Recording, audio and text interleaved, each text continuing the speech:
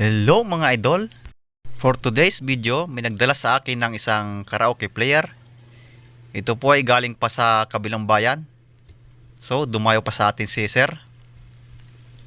Ito ay HDT Premier 98i. Ang issue nito ay this read error.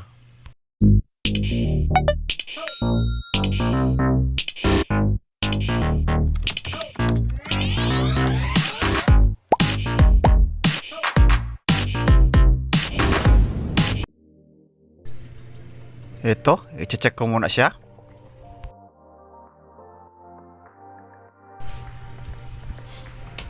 Ayan, nag-read na.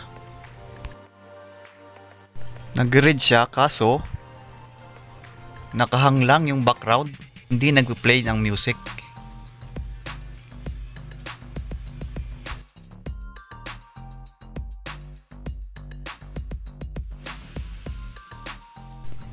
Ito, try ko munang palitan ng bagong disk.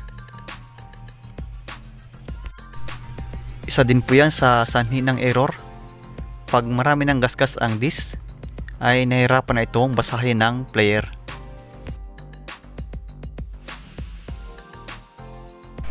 Ito, testing ko muna siya sa bagong disk. Ang kaso, nag-stop siya. Dapat siya ay mag 00. So, ibig sabihin, error din. At ang display niya ay Smart Navi. Ang next step ay papalitan ko na siya ng bagong optical pickup or lens. Common issue talaga ito sa mga player na gumagamit ng disk. Kaya sa mga player na gumagamit ng SD card or hard disk drive.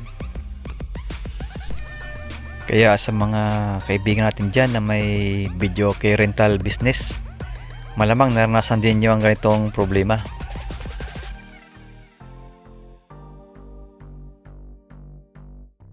Ito na mga idol, papalitan ko na siya ng bagong optical pickup.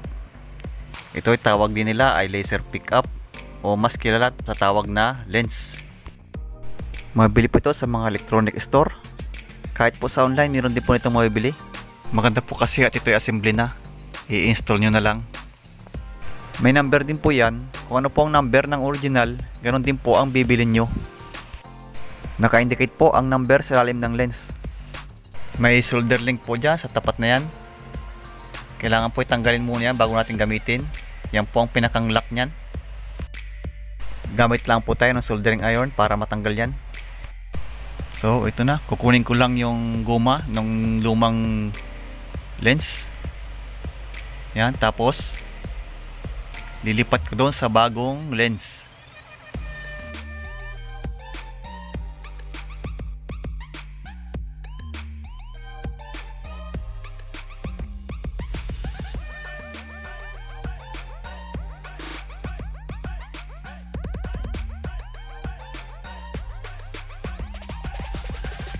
Naghihintay kasi yung may-ari nito kaya di natin na detalye maayos ang pag-repair.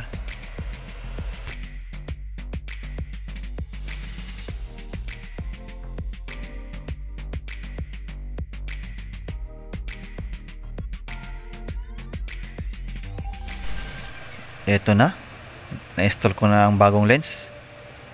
Try ko muna kung mag-read siya.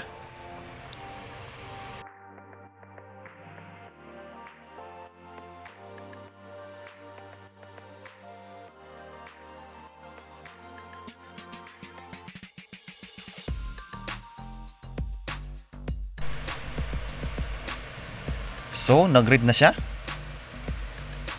Okay na. Okay na rin ang kanyang video. Di na rin siya nagahang. Okay na. Assemble na tayo.